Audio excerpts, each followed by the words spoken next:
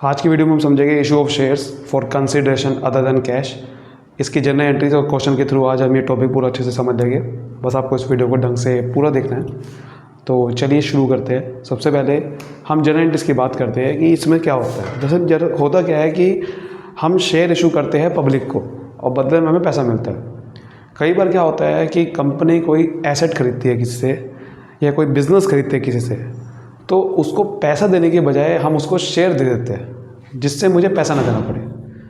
ठीक है, इससे फ़ायदा क्या हुआ कि मुझे एसेट भी मिल गया और पैसा भी नहीं देना पड़ा, और ऊपर से हमने शेयर इशू कर दिए सामने वाले को, और उसका भी फ़ायदा क्या हुआ कि उसको भी पैसा नहीं देना पड़ा। क्योंकि शेयर इशू जो करते हैं, कोई अगर शेयर खरीदता है तो उसको पैसा देना पड़ता है, तो दोनों का फ़ायदा हो गया। बेसिकली कंपनी का भी फ़ायदा हो गया, कंपनी को पैसा नहीं देना पड़ा और कंपनी की शेयर कैपिटल भी बढ़ गई, सामने वाले को भी पैसा देना पड़ा, सामने वाला फ्री में शेयर होल्डर बन गया कंपनी का।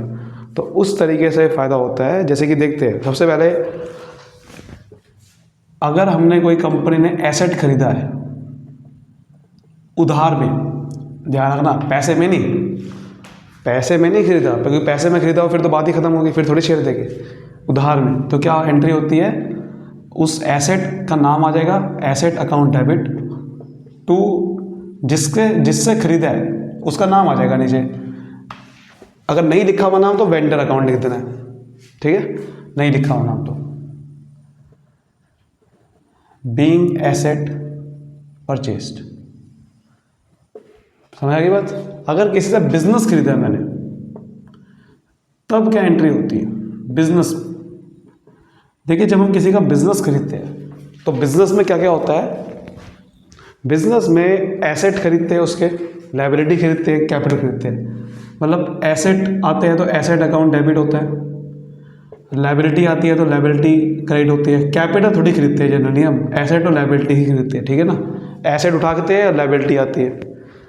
होता क्या है कि कई बार हमें बिज़नेस खरीदा तो बिज़नेस खरीदते वक्त उसको कई बार पैसा मांगता है वो, तो वो ज़्यादा भी मांग सकता है। मान लो बिज़नेस खरीदा तो उसके बाद वो पैसा मांगता है, तो नीचे क्या होता है कि उसका नाम लिखते हैं कितना पैसा मांग रहा है वो, टू वेंडर अकाउंट। जैसे हमने यहाँ लिखा ना टू वेंडर अकाउंट, यहाँ भी तो लिखते हैं टू वेंडर अकाउंट कि वो उसका पैसा कितना देना पड़ेगा। बिज़नेस खरीदा, मान लो हमने 20 लाख का एसेट खरीदे, 5 लाख की लायबिलिटी खरीदी, तो जनरली उसको पैसा कितना देना पड़ेगा। पैसे निकालते कैसे कि कितना पैसा देना पड़ेगा, एसेट में से लायबिलिटी माइनस कर देते हैं।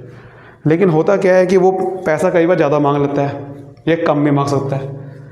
20 लाख के एसेट खरीदे, 5 लाख की लायबिलिटी पे करनी है, तो 15 लाख रुपए बनते हैं उसको देना। लेकिन अगर वो 15 लाख रुपए बनते हैं, वो 15 लाख ही मांग रहा है, तो वेंडर अकाउंट आ गया, काम खत्म। लेकिन अगर वो ज़्यादा पैसा मांग रहा है तो उसे फिर ऊपर गुडविल अकाउंट में डेबिट कर देना है, क्योंकि कई बार उसी मार्केट में गुडविल होती है, उस वजह से पैसा ज़्यादा मांगता है। लेकिन अगर वो पैसा कम मांगेगा तो हमें फ़ायदा हो गया। फ़ायदा कहाँ आता है, नीचे टू कैपिटल रिजर्व अकाउंट। तो ये दोनों में से कभी एक ही चीज़ आएगी, दोनों नहीं आ सकते एक साथ। या तो गुडविल अकाउंट डेबिट होगा या कैपिटल रिजर्व अकाउंट क्रेडिट होगा। ठीक है, यहाँ आएगा बीइंग बिजनेस परचेस्ड। क्लियर है यहाँ तक? पहले ये दोनों एंट्री क्लियर है, बिल्कुल सही। उसके बाद क्या होता है, फिर उसे हमें पैसा, हम इसे शेयर देते हैं। तो शेयर देने की एंट्री क्या होती है, जैसे कि वेंडर अकाउंट क्रेडिट किया तो उसी वेंडर अकाउंट को डेबिट कर देंगे टू शेयर कैपिटल अकाउंट। क्योंकि शेयर दिया तो मेरे पास क्या आ जाएगी, कंपनी के पास शेयर कैपिटल। अगर हमने शेयर उसे प्रीमियम पे दिया है तो टू सिक्योरिटी प्रीमियम अकाउंट आ जाएगा। ठीक है, ये तब आएगा जब हमने शेयर प्रीमियम पे इशू करें। ठीक है, तो यहाँ आ जाएगा बीइंग, जितने शेयर उसे इशू करे, बीइंग शेयर इशूड एट, जो भी है उसका आ जाएगा उसका नाम एट ईच, इस तरीके से। ठीक है, जो भी 10 रुपये के शेयर है, 2 रुपये के, इस तरह से। तो ये जनरली बेसिकली एंट्री होने वाली है हमारी, इस तरीके से एंट्री होने वाली है।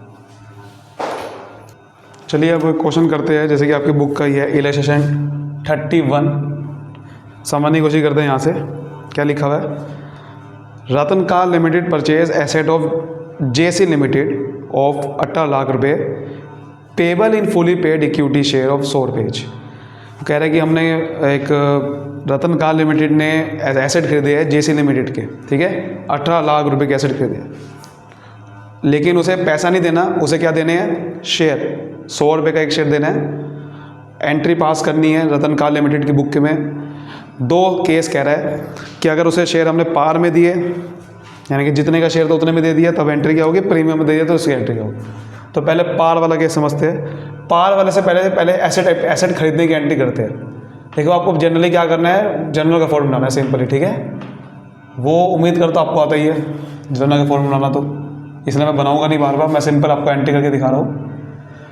एसेट खरीदा है तो क्या लिखना है, सन्ड्री एसेट्स अकाउंट, ठीक है। अगर आपने बहुत सारे एसेट खरीदे हैं ना, एसेट्स लिखा हुआ है, तो sundry assets account debit 18 lakh, और जिससे खरीदा है उसका नाम आएगा, नहीं नाम है तो वेंडर लिखते हैं, लेकिन नाम लिखा हुआ है जेसी लिमिटेड खरीदा तो 2 जेसी लिमिटेड आएगा,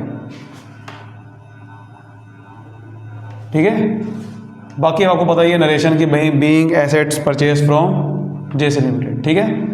अब हम 2 केस समझते हैं जो लिखे हुए थे, 2 केस। सबसे पहला केस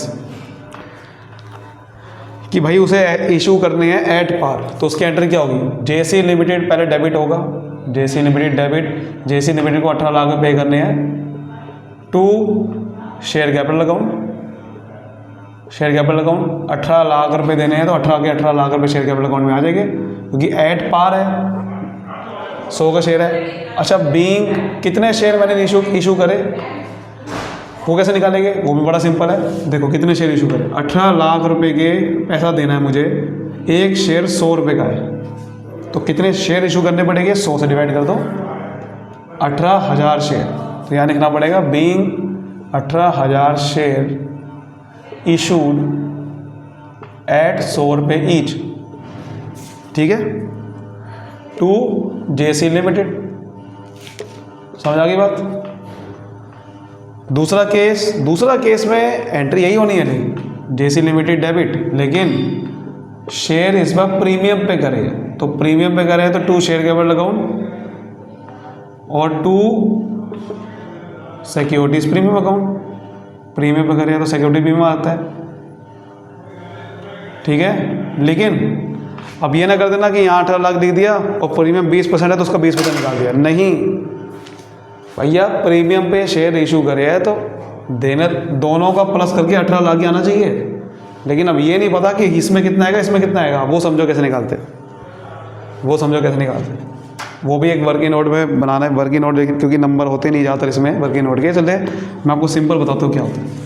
18 लाख रुपए देने हैं, लेकिन इस बार 100 से डिवाइड नहीं करना, क्योंकि मैंने उसे 100 रुपये, उससे 100 रुपये नहीं देने। एक शेयर 100 रुपये का नहीं है, अब एक शेयर 100 का नहीं है। देखो 100 रुपये का एक शेयर था, लेकिन वो कह रहा है 20% प्रीमियम, यानी कि 100 का 20%, 20 रुपये, तो 120 रुपये का भी एक शेयर है।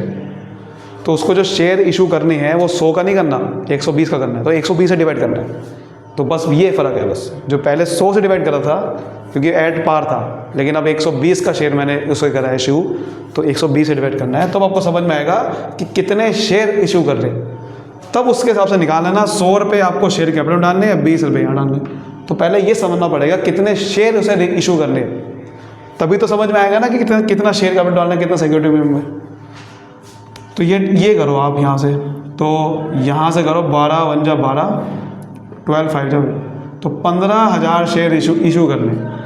तो 15,000 अगर शेयर इशू करने हैं, तो 15,000 शेयर इशू करने, तो 15,000 शेयर कैपिटल कितना आएगा, 100 रुपये आते हैं। शेयर कैपिटल कभी प्रीमियम नहीं आता, तो 15,000 × 100 1.5 लाख रुपये, सॉरी 15 लाख रुपये, और 15,000 × 20 सिक्योरिटी में 20 रुपये का है, 3 लाख रुपये आपका ये आएगा। देखो 18 लाख आ गया ना, ऐसे कर।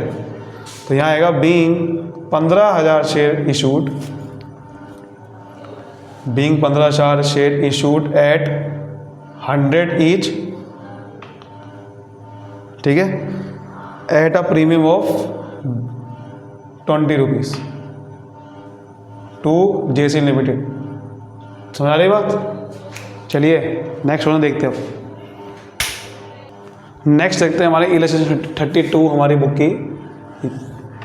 राजन limited purchase running business from Vikas limited. अब यहाँ पर बिजनेस खरीदा है, 2.5 लाख रुपए उसको देने हैं बिजनेस खरीदने के बदले में, अ सम ऑफ 2.5 लाख रुपए पेबल एज 2,20,000 रुपये इन फुली पेड इक्विटी शेयर, बाकी का पैसा बचा हुआ बैलेंस बैंक ड्राफ्ट से देना है। कई बार क्या होता है कि वो कहता है कि सारा शेयर में पैसा ना दो, कुछ पैसा बैंक से भी दो। वो कह रहा है कि 2.5 लाख रुपए देने हैं बिजनेस खरीदने के बदले में, लेकिन इक्विटी शेयर 2,20,000 रुपये के ही देने हैं, बाकी का पैसा आपको बैंक ड्राफ्ट के थ्रू देना है। एसेट और लायबिलिटी कुछ इतनी है। अब देखो आपको मैंने एंट्री बता दी कि बिज़नेस खरीदने की पहले एंट्री करनी है आपको, तो पहले एंट्री जो होगी वो बिज़नेस खरीदने की होगी, ठीक है। तो बिज़नेस खरीदने की एंट्री क्या होती है, सारे एसेट्स अकाउंट को डेबिट करो पहले। तो प्लांट एंड मशीनरी खरीदा है तो यहाँ लिखो plant and machinery account debit, ठीक है। फिर बिल्डिंग खरीदी है तो building account debit. Sundry debtor खरीदा है, sundry debtors account debit. Stock खरीदा है, स्टॉक अकाउंट डेबिट। और कैश भी आएगा। सन्ड्री क्रेडिटर एसेट लायबिलिटी होती है तो यहाँ लिखो टू सन्ड्री क्रेडिटर अकाउंट, ठीक है। सन्ड्री क्रेडिटर 20,000 रुपये खरीदे और ये 90,000 रुपये की है, ये भी 90,000 रुपये की है, ये 30,000 रुपये का है और ये 50,000 रुपये का है। कैश हमारा 20,000 रुपये का। अगर आप ध्यान से देखोगे इनको प्लस करोगे तो ये कितना आ रहा है, 1,80, 2,10,000, 2,10,000 और 70, 2,80,000, 2,80,000 में से 20,000 माइनस करोगे तो 2,60,000 रुपये आता है। लेकिन उसको देना 2.5 लाख रुपये, लिखा हो ना 2.5 लाख रुपये देना है, तो जितना उसे पैसा देना है तो नीचे उसका नाम लिखना है, किसको देना है, विकास लिमिटेड को। तो यहाँ पर लिखना है 2.5 लाख रुपये देना है, जो कि जबकि आप ध्यान से देखोगे तो इसको इसमें माइनस करोगे तो 2,60,000 आता है। तो उसका मतलब फ़ायदा हो गया, मुझे 10,000 रुपये नहीं देना। तो जो फ़ायदा हो गया मैंने क्या बताया था, कहाँ डालना है, नीचे टू कैपिटल रिजर्व अकाउंट। ये बैलेंसिंग फिगर निकाला है आपने, यहाँ लिख दो बैलेंसिंग फिगर। तो 10,000 रुपये आपको नहीं देना, तो यहाँ लिखो being business purchased from Vikas limited, ठीक है। ऐसे करना होता है। अब अगर नेक्स्ट देखते हैं हमारा क्या कह रहा है। हाँ, अब क्या कह रहा था कि भाई उसे पैसे देने हैं ना, कह रहा है 2,20,000 रुपये तो इक्विटी शेयर पे देने हैं, बाकी तो अब आपको पहले विकास लिमिटेड को डेबिट करना है। विकास लिमिटेड को डेबिट करना है, 2.5 लाख रुपये देने हैं ना उसे, 2.5 लाख देने को लिखा आपने। To equity share capital account, क्योंकि इक्विटी शेयर देने से to equity share capital account, जो भी शेयर देना है तो कैपिटल अकाउंट में जाता है, शेयर कैपिटल अकाउंट में। वो कह रहा है शेयर कैपिटल अकाउंट में 2,20,000 रुपये, सीधा अमाउंट ही बता दी उसने। तो शेयर कितने शेयर निकालना कोई मुश्किल बात है क्या, मैंने क्या बताया शेयर कैसे निकालते हैं। जितना उसे पैसा देना है 2,20,000 रुपये देने हैं इक्विटी शेयर में, 2,20,000 रुपये देने हैं। एक शेयर कितने का, 10 रुपये का, तो वो तो निकल गया 22,000 शेयर। सीधा बता दिया उसने 2,20,000 रुपये में बता दिया। और जो बाकी बचा वो बैंक ड्राफ्ट के थ्रू देना, यानी कि बैंक से देना है पैसा, क्यों मिला के टू बैंक अकाउंट। 2.5 लाख में से 2,20,000 रुपये इक्विटी शेयर देते, बचा कितना, 30,000 रुपये। बस ये करना था आपको। तो यहाँ लिखना है बीइंग 22,000 रुपये शेयर। 22,000 कैसे आया भाई, 2,20,000 रुपये देने, एक शेयर 10 रुपये का है, 10 से डिवाइड कर दिया। Being 22,000 equity share issued eight 10 rupees each and balance paid by bank draft. उम्मीद करता हूँ आपको समझ में आया होगा। ये थे मेन क्वेश्चन। अब आप कोई भी क्वेश्चन कर पाओगे आराम से issue of share for other than cash के। तब तक के लिए मिलते हैं अगली वीडियो में। Bye bye, thank you so much, all the best.